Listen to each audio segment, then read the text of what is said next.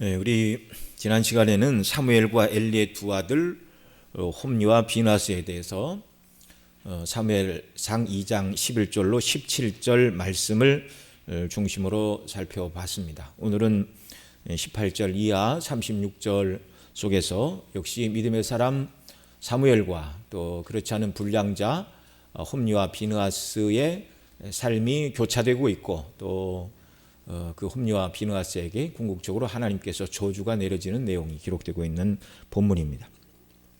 앞 시간에 우리는 한나와 사무엘 그리고 엘리와 그 아들들의 모습이 하나님 앞에서 극명하게 대비되는 모습을 우리가 살펴보았습니다. 사무엘은 어머니 한나의 믿음을 닮았다고 말씀을 드렸는데, 한나는 자기의 개인적인 소원 성취를 위해서 아들을 달라고 기도하지 않았습니다. 그 시대가 영적인 생명력을 잃어버린 시대. 그래서 제사장들은 여호와의 제사를 멸시하고, 또 오늘 우리가 읽은 그 17절, 18절 이하의 말씀에 보면 그 홈리와 비느하스가 회막문에서 수종드는 여인들과 동침을 하는 그런 악을 행하고 있는데요. 제사장들이 그렇게 타락했다면 일반 백성들은 더 말할 필요가 없는 시대입니다. 그러니까 우리 오전에도 말라기 시대에 하나님께서 차라리 성전문을 닫는 자가 있으면 좋겠다 이렇게 말라기를 통하여 말씀하시고, 또 오늘 본문에 기록된 대로 타락한 제사장, 영적으로 타락한 시대, 이것은 정말 사람의 힘으로는 절대로 구원을 받을 수 없다는 너무나 분명하고도 명백한 사실을 우리에게 보여주고 있습니다. 그 타락한 제사장들이 섬기는 제사 제도, 백성들이 거기에 얼마나 마음을 쏟으며 예배가 얼마나 귀중하고 하나님 받으시기에 합당한 예배를 어떻게 드릴 수가 있겠습니까? 그런 악이 행해지고 있는데, 진정한 구원은 그리스도 안에서만 이루어진다는 사실을 역사의 이런 불행한 일들, 실패의 역사를 통해서도 계속해서 보여주고 계십니다. 자, 이렇게 한나는 영적인 생명력을 잃어버린 시대에 하나님께서 기뻐하시는 일을 조금도 할 수 없는 영적인 불임의 시대, 자기 자신이 똑같습니다. 아이를 낳지 못하는 이 불임의 여인, 하나님께서 내게 긍휼을 베풀어 주시사 아들을 주시면 하나님의 영광을 위한 도구로 그의 평생을 주 앞에 드리겠습니다. 이렇게 기도하여 사무엘을 얻었고, 약속대로 이 사무엘을 성소에 하나님을 섬기는 사람으로 주 앞에 드렸습니다. 사무엘도 나이는 어리지만 어머니의 기도와 자신의 특별한 정말 하나님의 은혜로 태어난 자임을 깨닫고 어린아이지만 하나님을 섬기는 이런 놀라운 은혜. 그러나 엘리의 아들들은 날 때부터 제사장, 대제사장의 아들이었습니다. 존귀와 정말 사람들에게 인정을 받는 그런 가문의 사람들로 태어났지만, 그러나 이들은 불량자들이었다, 벨리알들이었다 이렇게 말하죠. 불량자, 벨리알, 머리로는 하나님이 계신 줄 알지만 그 정서가 하나님을 사랑하지 않고 의지적으로 하나님 말씀에 순종하지 않는 자들, 거듭나지 않은 자들이죠. 그들이 제사장의 신분을 가지고 있었으나 여호와의 제사를 멸시하였습니다. 그래서 하나님 앞에 섬기는 사무엘과 여호와의 제사를 멸시하는 이 둘에 대하여 앞선 본문에서 이제 비교해서 설명을 하였고요. 오늘 우리가 읽은 본문에도 보면 이제 18절로 25절에서 엘리의 두 아들과 사무엘이 비교가 되고 있고, 또 26절로 36절에서 또 사무엘과 엘리의 두 아들들에 대하여 대조하여 설명을 해주고 있습니다. 자, 18절로 21절 말씀을 보면 여기서는 이제 여호와를 경외하는 사무엘의 가정이 받는 복에 대해서 말씀을 하고 있습니다. 오늘 본문 18절 같이 읽습니다. 시작. 사무엘이 어렸을 때 세마포 에봇을 입고 여호와 앞에 섬겼더라. 아멘. 바로 앞 구절인 19절에서는 엘리의 두 아들들 홈리와 비느하스가 여호와의 제사를 멸시했더라 그렇게 말하는데, 여기 18절에서는 그러나 어린아이 사무엘은 세마포 에봇을 입고 여호와 앞에 섬겼더라 이렇게 극명하게 17절 18절이 대조가 되고 있습니다. 제사장들이 입는 세마포 에봇을 입고, 아이가 어리니까 엄마가 이제 작은 옷을 지어다 갖다 주었는데요. 이 뒤에 사무엘상 3장 3절에 보면 이런 말씀이 있습니다. 하나님의 등불은 아직 꺼지지 아니하였으며 사무엘은 하나님의 궤에 있는 여호와의 전 안에 누웠더니 여호와께서 사무엘을 부르시는지라 이렇게 말하고 있습니다. 사무엘이 어디서 잠을 잤다고요? 성소 안, 등불은 아직 꺼지지 않았다. 그러니까 우리 출애굽기에서 살펴본 것처럼 제사장들이 그 성소에 있는 등잔대에 등불에 심지와 기름을 항상 간검을 해야 됐습니다. 꺼지지 않도록. 그러니까 나이 어린 사무엘이 그 일을 했다 그 말이죠. 밤에 여호와의 성소에서 잠을 자면서 한시도 그 불이 꺼지지 않도록 신경을 곤두세우고 이렇게 이 정도면 이 밤을 셀 수 있을까? 혹시 꺼질지 모르니까 중간에 한 번 더 일어나서 촛불을 간검하고 이런 일들. 그러니까 하나님 앞에 늘 깨어있는 제사장의 모습이 바로 이 사무엘의 모습이었습니다. 일일이 사무엘이 하나님을 어떻게 섬겼다 말하지 않고 있지만 3절에 여호와의 등불은 꺼지지 않았고 궤 있는 여호와의 전 안에 사무엘이 누워서 정말 하나님을 섬기고 그 촛불을 간검하고 그런 사무엘을 하나님께서 귀하게 여기시고 부르시어 엘리 가정에 일어날 일들을 예언하게 하셨습니다. 선지자로 제사장이면서 또한 선지자로 부르신 것이죠. 어린 나이에 부모와 떨어져 있었지만 사무엘은 작은 일부터 자기에게 맡겨진 하나님을 섬기는 일에 충성을 다한 제사장의 역할을 감당했다 그 말입니다. 세마포 에봇을 입고 어린 제사장으로 하나님을 섬겼는데 하나님께서 그것을 기쁘게 받아주셨습니다. 그리고 이제 그 가정에도 하나님이 복을 주시는데요. 19절 말씀 같이 읽습니다. 그 어미가 매년 제를 드리려 그 남편과 함께 올라갈 때마다 작은 겉옷을 지어다가 그에게 주었더니, 그러니까 사무엘이 해마다 한 살씩 더 먹을 때마다 이제 몸이 자라니까 그 사이즈에 맞게 옷을 지어다가 갖다 주었다 그 말입니다. 1년에 한 번밖에 사무엘은 부모님을 볼 수가 없었지만 그러나 정말 하나님을 왕으로 삼고 아버지로 삼고 섬기는 그런 믿음의 사람이었습니다. 20절 21절에서는 사무엘의 가정 그 부모들이 받은 복에 대해서 말씀을 합니다. 같이 읽습니다.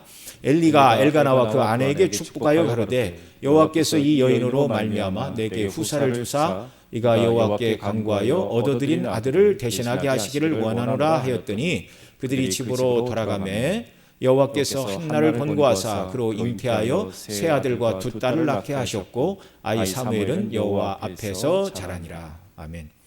앞서 그 2장 앞부분에 한나의 기도에 의하면 자녀를 낳지 못하던 자는 7 아들을 낳았다 그렇게 한나가 노래를 했는데 그 7은 완전수라고 말씀을 드렸죠.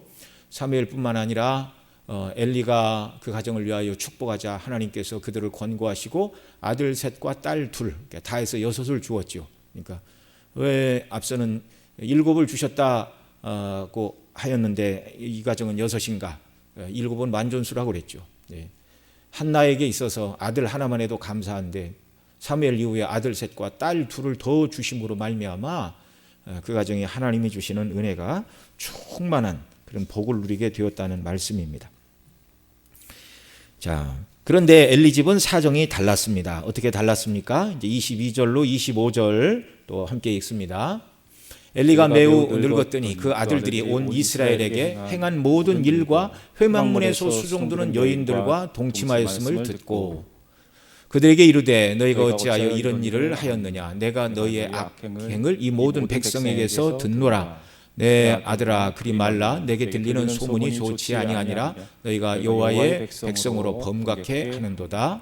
사람이 사람에게 범죄하면 하나님이 판결하시려니와 사람이 여호와께 범죄하면 누가 위하여 강구하겠느냐 하되 그들이 그 아비의 말을 듣지 아니하였으니 이는 여호와께서 그들을 죽이기로 뜻하셨음이었더라. 아멘. 자, 한나 가정의 경건함과 그 가정에 주신 하나님의 복과 비교해 볼 때 엘리의 두 아들 홈니와 비나스는 여호와의 제사장임에도 불구하고 여호와의 제사를 멸시하여 제사 지내기도 전에 고기를 먼저 가져가고 기름은 다 태워 하나님께 드려야 되는데 생고기를 가져다가 정말 맛있는 바베큐를 해 먹는 그런 악행을 저지르면서 여호와의 제사를 멸시했는데 거기서 그치지 않고 더 나아가 회막문에서 수종드는 여인들과 동침하는 죄를 지었다 이렇게 말합니다. 이 부분에 어떤 주석가들은 당시 가나안 땅의 이방 종교들의 신전에서 매춘부들을 두었는데요. 그건 뭐 고대 시대에 신전에서 일어나던 일반적인 일들이 바로 성전에 있는 사제들과 매춘 행위를 해놓은 것이 자기들의 신들에게 제사를 지내는 것이고, 영업을 하거나 장사하는 사람들은 그렇게 해야 많은 돈벌이를 한다라고 생각하던 시대가 고대 시대의 그런 그들이 가지고 있던 그런 잘못된 우상에 대한 관점들이었습니다. 어떤 이제 주석가들은 심각하게 이 홈리와 비나스가 이방 종교에서나 있을 법한 일을 하고 있고, 이방인들이 하는 것을 그대로 성소에 가지고 온 것이 아닌가, 이건 어디까지나 추정이죠. 그렇다고 딱 말할 수는 없고, 그러나 분명한 것은 하나님께서 기뻐하시지 않는 악행이 하나님의 성소에서 행해지고 있다는 사실입니다. 그리고 아버지의 경고도 듣지 않습니다. 25절에서 엘리가 뭐라고 그랬어요? 사람이 사람에게 범죄하면 하나님이 판결하시려니와 사람이 여호와께 범죄하면 누가 위하여 강구하겠느냐 하되 그들이 아비의 말을 듣지 아니하였으니 이는 여호와께서 그들을 죽이기로 뜻하셨음이더라. 엘리는 자식들의 그 악행과 죄를 단호하게 단죄하지 못했습니다. 여러분, 이게 사랑이 아닌 줄 믿으시기 바랍니다. 하나님 앞에서 범죄하는 자식들이라고 내 자식이니까 눈 감아주면 하나님도 용납해 주실까요? 그렇지 않다는 것을 알아야 됩니다. 율법대로 하면 어떻게 해야 됩니까? 부모의 훈계를 무시하는 자들은 이렇게 하라, 율법이 말하고 있습니다. 신명기 21장 18절로 21절입니다. 신명기 21장 18절로 21절에 보면 성읍의 장로들에게 데리고 가서 재판을 받아야 된다, 그렇게 말씀을 합니다. 우리 같이 읽습니다. 사람에게 완악하고 패역한 아들이 있어 그 아비의 말이나 그 어미의 말을 순종치 아니하고 부모가 징책하여도 듣지 아니하거든 그 부모가 그를 잡아다가 성문에 이르러 그 성읍 장로들에게 나아가서 그 성읍 장로들에게 말하기를 우리의 이 자식은 완악하고 패역하여 우리 말을 순종치 아니하고 방탕하며 술에 잠긴 자라 하거든 그 성읍의 모든 사람들이 그를 돌로 쳐 죽일지니 이같이 내가 너희 중에 악을 제하라. 그리하면 온 이스라엘이 듣고 두려워하리라. 아멘. 참으로 두렵고도 무서운 말씀입니다. 자, 자녀가 부모의 말을 듣지 않으면 율법은 이 거역하는 자식을 성읍에 데리고 나가 성읍 장로들에게 말하여 재판을 받게 하라. 그런데 그 재판의 판결은 무엇입니까? 돌로 쳐 죽이는 것이었어요. 너무너무 두려운 일이죠. 엘리가 자식들보다 하나님을 더 경외했더라면 율법을 따라야 됐습니다. 그런데 율법대로 하면 사형인데요, 아들을 죽일 수 없어서 율법대로 재판에 회부하지 않았던 것이죠. 사무엘상 3장 13절에 보면 여호와께서 사무엘에게 이렇게 말씀하시죠. 내가 그 집을 영원토록 심판하겠다고 그에게 이른 것은 그의 아는 죄악을 인함이니 이는 그가 자기 아들들이 저주를 자청하되 금하지 아니하였음이니라. 그렇게 말을 하고 있습니다. 금하지 아니하였음이니라. 정말 악하기 짝이 없는 일들이죠. 또 오늘 그 본문 내용 아직 읽지는 않았지만 2장 29절에 보면 한 선지자가 와서 엘리에게 하는 말 29절에 이렇게 말합니다. 너희는 어찌하여 내가 나의 처소에서 명한 나의 제물과 예물을 밟으며 내 아들들을 나보다 더 중히 여겨 내 백성 이스라엘이 드리는 가장 좋은 것으로 스스로 살찌게 하느냐. 이게 엘리의 죄입니다. 엘리의 죄. 2장 29절에서는 뭐라고 그래요? 내 아들들을 나보다 더 중히 여겼다. 엘리는 하나님보다 아들들이 더 중요한 사람이었고 또 아들들이 저주를 자청하되 금하지 않는 죄를 지었어요. 여호와의 제사를 멸시하는 불량자요, 회막문에서 수종드는 여인과 동침함으로 이방의 신전에서나 있을 법한 악행을 행하는 자들이었지만 엘리는 아들들이라고 사정을 봐줬다, 그 말입니다. 엘리가 마땅히 해야 될 일은 재판을 열어서 아들들의 죄를 고하고 합당한 판결을 집행하는 것. 하나님을 두려워하는 사람만 행할 수 있는 일이죠. 차마 아버지로서 아들을 죽이는 재판을 벌일 수가 없었다면 두 아들의 제사장 직분을 파면하고 더 이상 여호와의 제사를 멸시하고 회막문에서 악을 행하지 못하도록 그들을 제사장의 역할을 못하게 하고 근신하게 하도록 최소한 그렇게는 해야 했을 것입니다. 자녀를 바르게 양육해야 될 책임이 부모에게 있는데 부모가 자기 역할을 감당하지 못하고 징계하지 않자 결국 하나님은 이 두 불량자를 심판하시기로 작정하셨는데요. 그래서 오늘 우리가 읽은 2장 25절 하반절에서 뭐라고 그럽니까? 그들이 그 아비의 말을 듣지 아니하였으니 이는 여호와께서 그들을 죽이기로 뜻하셨음이더라. 그리고 이제 27절 이하에서 다시 선지자를 통해서 홈리와 비느하스가 한날에 죽을 것이다 말하고 그 뒤에 블레셋과의 전투에서 홈리와 비느하스가 죽고 그 소식을 듣고 엘리도 그날에 죽는 이런 멸문지 화를 당하는 일이 있게 되는 것입니다. 자, 그 다음 26절로 36절에서 세 번째로 사무엘과 엘리의 두 아들들에 대한 대조와 하나님의 축복과 저주가 선포되고 있습니다. 오늘 본문 26절 또 같이 읽습니다. 시작. 아이 사무엘이 점점 자라매 여호와와 사람들에게 은총을 더욱 받더라. 아멘. 앞서 11절에서는 그 아이는 제사장 엘리 앞에서 여호와를 섬기니라 사무엘에 대해서 이렇게 말했고요. 또 18절에서도 사무엘이 어렸을 때 세마포 에봇을 입고 여호와 앞에 섬겼더라 이렇게 말합니다. 그리고 21절 하반절에서 아이 사무엘은 여호와 앞에서 자라니라고 말씀했는데 여기 26절에 와서는 아이 사무엘이 점점 자라매 여호와와 사람들에게 은총을 더욱 받더라 이렇게 말씀하고 있습니다.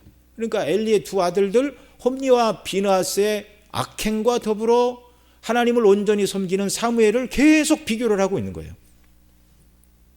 사무엘은 여호와 앞에서 자라며 섬겼을 뿐만 아니라 여호와와 사람들에게 은총을 더욱 받았다라고 하는 이 말씀은 신약의 예수님을 설명할 때 사용된 그런 표현이기도 합니다.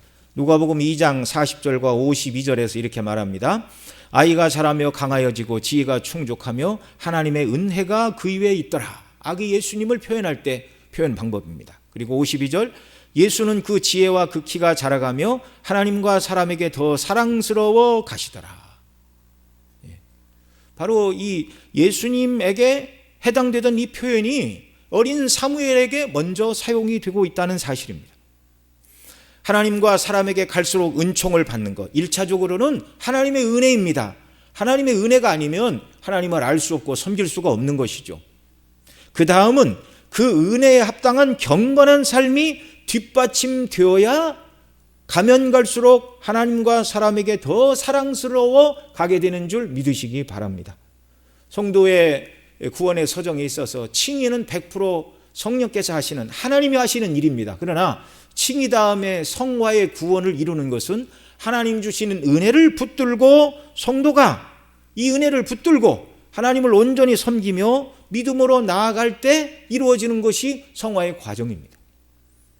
여기 아이 사무엘이 점점 자라며 여호와와 사람들에게 은총을 더욱 받더라 이렇게 말하고 있는데 사무엘이 하나님 주신 은혜 가운데 믿음으로 견고히 서서 하나님을 경외하는 사람으로 자라났다는 것입니다. 그렇게 할 때 하나님이 은총을 주시고 사람들도 더욱더 사무엘을 귀하게 여기고 이렇게 하는 것이죠. 저와 여러분은 이미 하나님의 은혜를 입은 자들임을 믿으시기 바랍니다. 예수님 믿음으로 구원받아 예수님이 십자가의 죽음이 나의 죄를 지옥에서 받아야 될 나의 모든 형벌을 대신 담당하신 완전한 속죄의 값을 치르신 죽음이라는 사실을 믿는 것, 이것이 하나님의 은혜가 우리에게 주어졌다는 사실입니다. 모든 성도들은 여기서부터 출발해서 성화의 자리로 나아가야 하는 것이죠. 여기서부터 출발하여 믿음으로 나아갈 때 하나님을 기쁘시게 하고 더욱 하나님의 은총을 받고 사람들에게 사랑받는 삶의 모습을 우리가 유지하게 되는 줄 믿으시기 바랍니다. 오늘 오전에도 우리가 성전 문인 그리스도를 믿고 성전 문 안으로 들어가 뜰에서 예배하는 자들이 되었는데 그 번제가 상징하는 그리스도의 대속의 십자가의 은혜를 의지하여 우리가 지은 죄를 하나님 앞에 고백하고 용서함을 받고 이것만 해도 너무 귀한 일이죠. 그러나 여기에 머물지 말고 성소 안으로 들어가는 사람이 되어야 된다고 말씀을 드렸습니다. 성소로 들어가 우리의 영혼의 양식인 그리스도를 먹고 마시는 일들, 등대에 충만한 빛을 우리가 받아 성령께서 비추시는 빛을 받아 그리스도가 누군지를 더 알고 그리스도의 빛을 받아 정말 주께서 우리에게 베푸신 이 사랑을 세상에 나가 이 사랑을 선포하고 드러내는 사람, 더 깊숙이 지성소에 나가 하나님과 교제함으로 말미암아 하나님의 거룩하심, 하나님의 사랑, 하나님의 의로우심, 하나님의 영화로우심을 온전히 우리가 체험하고 배우고 누리고, 그래서 이 모든 아름다운 하나님의 영화로운 성품이 저와 여러분의 예배와 삶 속에서 드러나고 증거되고 나타나는 이런 역사들이 우리에게 있기를 바랍니다. 이것이 바로 성화의 과정이죠. 이런 모습들이 드러날 때 그게 하나님과 사람에게 더 은총을 받는 모습인 줄 여러분 믿으시기 바랍니다. 그러나 이와 반대로 27절로 36절에서는 하나님께서 한 선지자를 엘리에게 보내시어 그 가문이 행한 대로, 하나님 앞에 행한 대로 화를 당하게 될 것을 선언하고 계십니다. 우리 27절 같이 읽습니다. 하나님의 사람이 엘리에게 와서 그에게 이르되 여호와의 말씀에 너희 조상의 집이 애굽에서 바로의 집에 속하였을 때에 내가 그들에게 나타나지 아니하였느냐. 이스라엘 모든 지파 중에 내가 그를 택하여 나의 제사장을 삼아 그로 내 단에서 올라 분향하며 내 앞에서 에봇을 입게 하지 아니하였느냐. 자, 여기 하나님 택하신 이 사람은 지금 누구를 말하는 거죠? 아론을 말하는 거예요. 아론. 아론에게 아들 넷이 있었죠. 나답과 아비우, 그다음 엘리에셀과 그다음에 또 아들 한 사람이 더 있는데요. 이제 이따 뒤에 가서 이제 나오면 말씀을 드리겠습니다.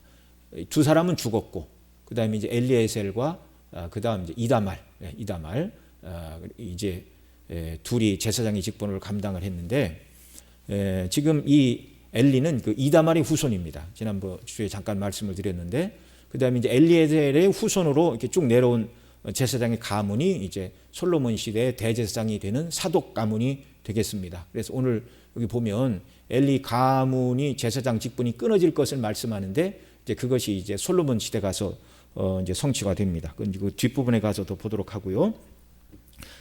자, 단에 올라 분향하며 에봇을 입게 하지 아니하였느냐. 그리고 이스라엘 자손에 드리는 모든 화제를 내가 내 조상 집에 주지 아니하였느냐. 이렇게 말씀을 하는데, 레위기 7장 31절로 36절에 보면 화제 제사 중에 화목제 중에 거제로 들어올린 가슴은 제사를 드린 제사장의 몫이었고, 또 우편 뒷다리를 제사장의 몫으로 주게 하셨습니다. 그래서 여기 모든 화제를 내가 내 조상의 집에 주지 아니하였느냐. 아론의 후손으로 이들을 세우사 대제사장과 제사장의 직분을 감당하게 하고 성전에서 여호와를 섬기는 특별한 특권을 주셨고, 성전에서 나는 것을 먹으며 살아가도록 존귀한 자로 하나님 높여주셨다, 그 말이에요. 그런데 29절 이들이 행한 일이 무엇이었습니까? 같이 읽습니다. 너희는 어찌하여 내가 나의 초소에서 명한 나의 제물과 예물을 밟으며 내 아들들을 나보다 더 중히 여겨 내 백성 이스라엘에 드리는 가장 좋은 것으로 스스로 살찌게 하느냐. 이게 엘리의 죄죠. 그래서 이제 아들을 하나님보다 더 귀하게 여기고 제사를 멸시한 이 죄. 그래서 제사장의 존귀한 직분을 더 이상 누릴 수 없게 된다. 그것이 이제 30절 이하의 말씀입니다. 우리 30절도 같이 읽습니다. 그러므로 이스라엘의 하나님 나 여호와가 말하노라. 내가 전에 내 집과 내 조상의 집이 내 앞에 영영히 행하리라 하였으나 이제 나 여호와가 말하노니 결단코 그렇게 아니하리라. 나를 존중히 여기는 자를 내가 존중히 여기고 나를 멸시하는 자를 내가 경멸히 여기리라. 아멘. 하나님께서 인생을 대하시는 방식이 이것입니다. 내 집과 내 조상의 집이 내 앞에서 영영히 행하리라 하나님이 약속해 주셨지만, 은혜에 합당하지 않게 죄를 짓고 악을 행하는 자들에게는 더 이상 하나님이 은혜를 주시지 않는다는 것이에요. 그리고 말씀하시죠. 나를 존중히 여기는 자를 내가 존중히 여기고 나를 멸시하는 자를 내가 경멸히 여기리라. 이게 하나님이 인생들을 대하시는 방식임을 우리는 기억해야 됩니다. 이건 너무너무 중요한 말씀이에요. 나를 존중히 여기는 자를 내가 존중히 여기고 나를 멸시하는 자를 내가 경멸히 여기리라. 저와 여러분의 이 땅의 삶이, 또 우리의 자녀 손들의 후손들의 삶이 날마다 하나님을 존중히 여김으로 하나님께 존중히 여김을 받는 이런 복을 누리는 역사가 있기를 소원합니다. 그러면 이를 위해서 은혜 받은 우리가 더 기도해야 되고 자녀손들을 말씀으로 잘 가르치고 또 위에서 더 기도하고 기도하는 일에 힘써야 하는 줄로 믿습니다. 이 말씀이 나를 존중히 여기는 자를 내가 존중히 여기고 나를 멸시하는 자를 내가 경멸히 여기리라는 이 말씀이 가깝게는 여호와를 존중히 여기는 한나와 그 아들 사무엘은 계속해서 여호와의 존중히 여김을 받았습니다. 그래서 한나는 세 아들과 두 딸을 더 낳았고 또 사무엘은 하나님과 사람에게 은총을 받고 그 다음에 블레셋과의 전투에서 패하여 법궤를 빼앗기고 아무런 소망도 없는 그때에 하나님께서 이 선지자 사무엘을 세워 백성들로 하여금 백성들의 마음이 하나님께 돌아오게 하고 또 이제 궁극적으로는 다윗에게 기름을 부어 왕국을 건설하는 이런 일들에 하나님께서 사무엘을 사용하신 것이죠. 그러나 여호와의 제사를 멸시하고 성전 예배를 이방인들의 예배와 다를 바 없는 것으로 바꾸어버린 불량자 엘리의 두 아들 홈니와 비느하스는 여호와 하나님을 멸시했으니 나를 멸시하는 자를 내가 경멸히 여기리라 말씀하신 대로 이제 그들이 여호와를 멸시했으니 앞서 2장 17절에서 그들이 여호와의 제사를 멸시하니라 그렇게 말씀을 했죠. 여호와의 제사를 멸시함이라 곧 여호와를 멸시한 것입니다. 그래서 하나님께서 너희가 나를 멸시했느냐? 그러면 나는 너희를 경멸히 여기리라. 멸시를 받으시면 하나님은 경멸로 갚으신다 그렇게 말하는데 그래서 31절에 보면 또 있습니다. 보라 내가 내 팔과 내 조상의 지팔을 끊어 내 집에 노인이 하나도 없게 하는 날이 이를지라 그렇게 말합니다. 정말 노인이 하나도 없이 모든 사람이 젊어서 죽게 된다 그 말이죠. 그리고 32절로 34절에 보면 다른 이스라엘 백성들이 복을 받을 때에도 그들은 환난을 당하게 되고 홈리와 비느하스가 한날에 죽을 것을 32, 34절에서 말합니다. 같이 읽습니다. 이스라엘에게 모든 복을 베푸는 중에 너는 내 처소의 환난을 볼 것이요 내 집에 영원토록 노인이 없을 것이며 내 단에서 내가 끊어버리지 아니할 너의 사람이 내 눈을 쇠잔케 하고 내 마음을 슬프게 할 것이요 내 집에 생산하는 모든 자가 젊어서 죽으리라. 내 두 아들 홈리와 비느하스가 한날에 죽으리니 그 둘에 당할 그 일이 내게 표징이 되리라. 홈리와 비느하스가 죽게 되는 날 하나님이 말씀하신 이 모든 나를 멸시하는 자를 내가 경멸히 여기리라고 말씀한 그 모든 저주가 그때부터 이제 이루어지게 된다 그 말이죠. 그래서 엘리의 후손 제사장 가문이 끊어지고 말씀드린 대로 사독의 뒤를 이은 제사장이 세워지게 되는데 이제 솔로몬이 즉위한 후에 그런 일이 있었습니다. 그래서 엘리와 홈리 비느하스가 죽은 다음에 비느하스의 아들 아히두비 아히멜렉을 낳았는데 이 아히멜렉이 이제 다윗 때에 등장을 합니다. 노베 제사장으로 있을 때 다윗이 사울을 피하여 노브로 가서 이 아히멜렉 제사장에게 먹을 것을 달라 그러자 성소에서 물려낸 진설병밖에 없다. 그래서 그 진설병과 또 다윗이 골리앗을 죽이고 빼앗은 그 큰 칼 이걸 바로 이 아히멜렉이 다윗에게 주었습니다. 이걸 도액 사람이 고해 바쳤고 그로 인해서 사울이 에돔 사람 도액을 시켜 제사장 85인을 쳐 죽일 때 함께 아히멜렉이 죽었습니다. 그때 그 화를 피하고 아히멜렉의 아들 아비아달이 에봇을 가지고 다윗에게 도망을 쳐서 다윗이 왕으로 섬기던 평생의 대제사장으로 섬겼습니다. 그런데 이 아비아달이 아도니아가 스스로 왕이 되고자 할 때 그 편을 들었어요. 그리고 솔로몬이 즉위하자 마땅히 죽어야 되나 내 아버지 시대에 제사장으로 섬겼으니 고향으로 돌아가라. 그래서 제사장 가문이 끊어졌습니다. 그리고 이렇게 말합니다. 그때 열왕기상 2장 27절에 더 이상 아비아달이 대제사장의 직분을 감당하지 못하고 그의 후손들이 제사장이 되지 못한 이유를 이렇게 말합니다. 아비아달을 쫓아내어 여호와의 제사장 직분을 파면하니 여호와께서 실로에게 엘리 집에 대하여 하신 말씀을 응하게 함이었더라. 하나님의 말씀은 시간이 조금 지날 수는 있지만 반드시 성취가 됩니다. 축복의 말씀은 축복의 말씀대로, 저주의 말씀은 저주의 말씀대로. 그러니까 정말 우리가 하나님을 섬기되 그리스도 안에서 구원받은 은혜에 대한 기쁨과 감격으로 즐거움으로 또 두렵고 떨림으로 하나님을 섬기는 이런 역사가 있기를 바랍니다. 그 말라기서 아침에 인용하면서 말씀을 드렸죠. 나는 만왕의 왕이요 내 이름은 존귀하다. 인생과 비길 수가 없는 분이 여호와 하나님이십니다. 모든 것을 다 드려 하나님을 섬겨도 부족한 거예요. 35절에서 하나님은 부패한 이런 제사장이 아닌 온전한 제사장을 일으키시겠다 이렇게 말합니다. 35절 내가 나를 위하여 충실한 제사장을 일으키리니 그 사람은 내 마음 내 뜻대로 행할 것이라 내가 그를 위하여 견고한 집을 세우리니 그가 나의 기름 부음을 받은 자 앞에서 영구히 행하리라 이렇게 말씀하십니다. 자, 내가 나를 위하여 충실한 제사장을 일으키리니 그러니까 이 35절 뒷부분에 보면 그가 나의 기름 부음을 받은 자 앞에서 영구히 행하리라 이렇게 말하니까 이제 솔로몬 시대에 새롭게 아까 제사장 가문이 바뀌었다고 그랬잖아요. 이 엘리의 가문에서 사독의 가문 제사장으로 1차적으로는 이 말씀이 사독에게 응하는 것 같지만 그러나 궁극적으로 참된 이 제사장은 예수 그리스도를 말하는 것입니다. 그러니까 예언이 항상 1차적으로는 가깝게 그러니까 다윗에게 내 후손에게 영원한 왕위를 주시리라 말할 때 가깝게는 다윗의 후손은 솔로몬이었지만 궁극적으로는 그리스도를 말하는 것입니다. 그 다음에 모세가 훗날 여호와께서 너희 형제 가운데 나와 같은 선지자 하나를 일으키시리니 말씀할 때 가깝게 그 선지자는 사무엘을 예표하는 것이지만 궁극적으로 모세가 감당했던 완전한 선지자직을 감당할 분은 누구인가? 우리 주 예수 그리스도입니다.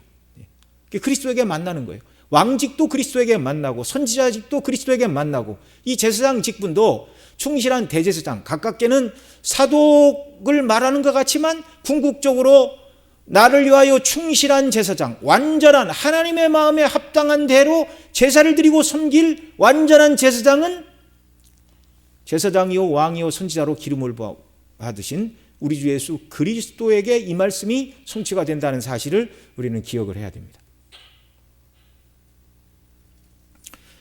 시편 40편 6절로 8절 말씀 보겠습니다.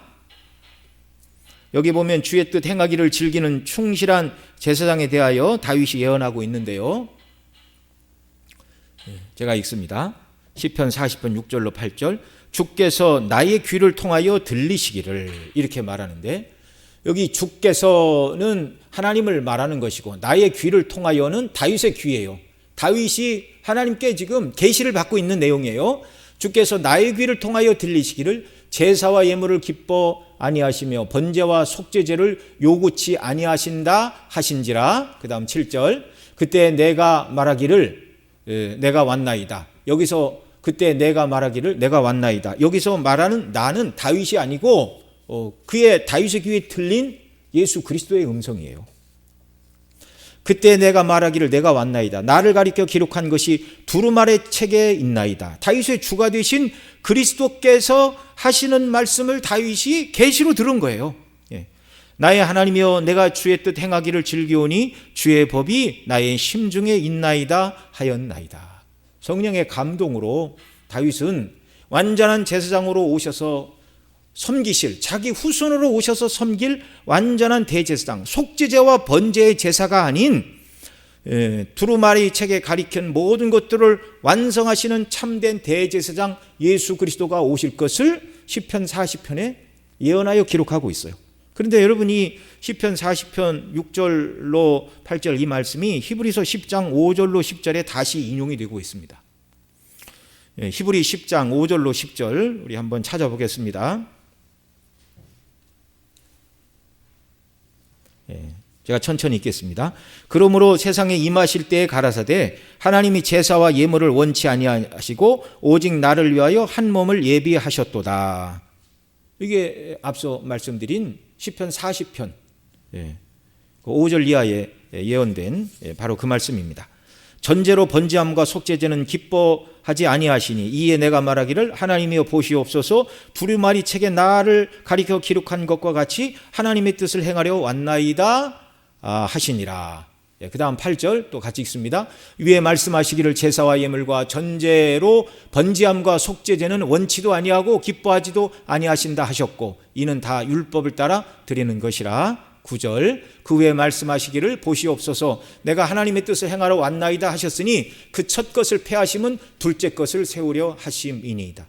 하나님의 뜻을 행하러 온 것은 성전에서 드려지는 제물을 잡아 드리는 그 제사가 아니라 예수님이 십자가에서 완전한 속죄의 제물로 영단번에 완전하게 이루실 대속의 제사, 그 일을 이루시려고 예수님이 영원한 대제사장으로 그리고 성전이 되시고 친히 제물이 되시어서 이 제사를 드리셨다라는 말씀입니다.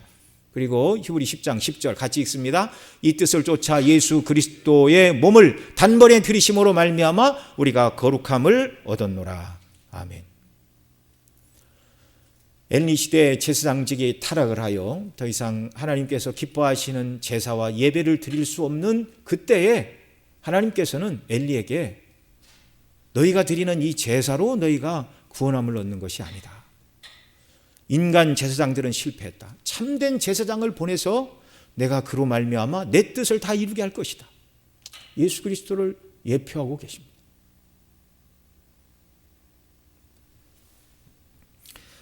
사무엘은 왕이시고 제사장이시고 선지자이신 그리스도를 예표하는 다윗에게 기름을 부었습니다. 메시아 오시는 길을 위하여 선지자로 쓰임받고 섬긴 귀한 일꾼이 된 것이죠. 여러분, 오늘 우리는 이 사무엘 2장을 통하여 사무엘과 그 가정이 받은 복, 그 다음에 엘리와 그의 후손들이 받은 저주, 이런 것들을 바라보면서 하나님을 잘 섬기면 세상에 속한 복을 받는다고 성경이 이것을 말하는 것이 아님을 우리는 알아야 됩니다. 모든 구약의 초점은 그리스도에게 맞춰져 있어요. 오늘 본문에서 인간 제사장들이 실패한 그 제사의 사역을 감당할 분은 더 이상 아론의 후손도 아니고 영원한 대제사장 예수 그리스도가 오셔서 우리의 구속을 이루신다. 저와 여러분의 시각이 날마다 그리스도에게 가 있기를 바랍니다. 한나가 바로 영적으로 암울한 그 시대에 아들을 주시면 그 아들을 평생 주 앞에 드려 그 아들이 하나님의 나라와 영광을 위하여 쓰임받는 일에 제가 드리기를 원합니다. 그렇게 한나는 기도하였고 사무엘은 그렇게 쓰임받은 사람이었어요.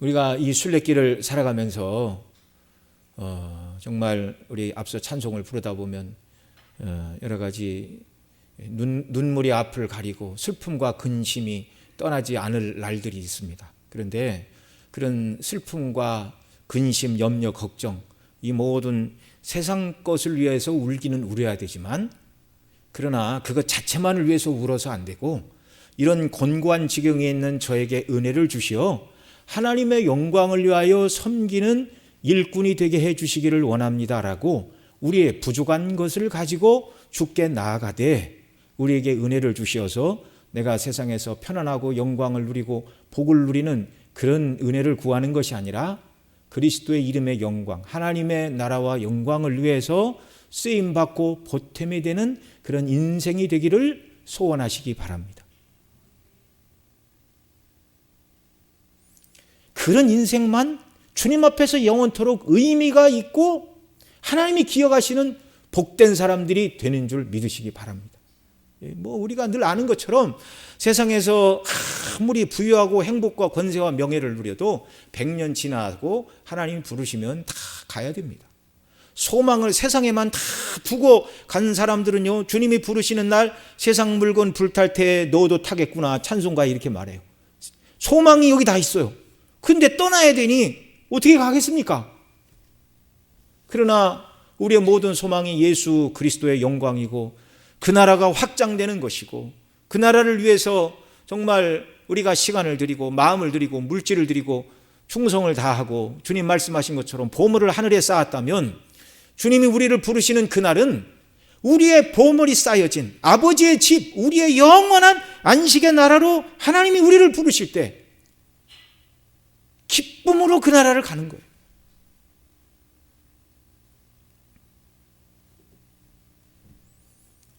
여러분, 이렇게 주님의 영광과 하나님의 나라를 위하여 살아가는 사람들이 주님 오실 날도 소망하게 되고 주께서 나를 부르실 날이 가까웠다 할지라도 그렇게 슬프거나 세상을 못 떠나겠는데 이렇게 말하지 않게 되는 줄 여러분 믿으시기 바랍니다. 주님의 이름과 영광과 나라와 뜻을 위해 섬기고 자신을 온전히 거기서 드리는 자들, 이런 자들이 귀한 자이고 이런 자들이 진정한 복받은 자들임을 주께서 더 깨닫게 해 주시기를 원합니다. 그래서 주님의 영광을 위해서 주님과 더불어 주의 일에 쓰임받는 귀한 은혜의 백성들로 주께서 저와 여러분 모두를 세워주시기를 소원합니다. 기도하겠습니다. 아버지 하나님, 또 이렇게 주일 오후 예배에 참여하여 주께 영광을 돌리고 주의 말씀을 듣도록 은혜를 베풀어 주시니 감사합니다. 나를 존중히 여기는 자를 내가 존중히 여기고 나를 멸시하는 자를 내가 경멸히 여기리라. 그러나 그 모든 일은 그리스도 안에서 정말 어떻게 하나님을 존중히 여기고 사랑하느냐, 이것을 우리에게 가르쳐주고 계시는데 정말 사랑하는 모든 성도님들이 그리스도의 복음의 영광을 높임으로 하나님을 존중히 여기는 자들 되게 하여 주옵소서. 그 나라가 확장되고 주의 뜻이 이루어지는 일들을 위해 우리의 마음과 시간과 뜻과 물질을 드리고 헌신하는 은혜의 백성들이 다 되게 하여 주옵시고 주의 영광스러운 복음과 함께 우리도 쓰임받고 우리 가문의 자녀손들이 더 믿음으로 견고히 서는 은혜 위에 은혜를 허락하여 주시옵소서. 우리 구주 예수님의 이름으로 기도드리옵나이다. 아멘.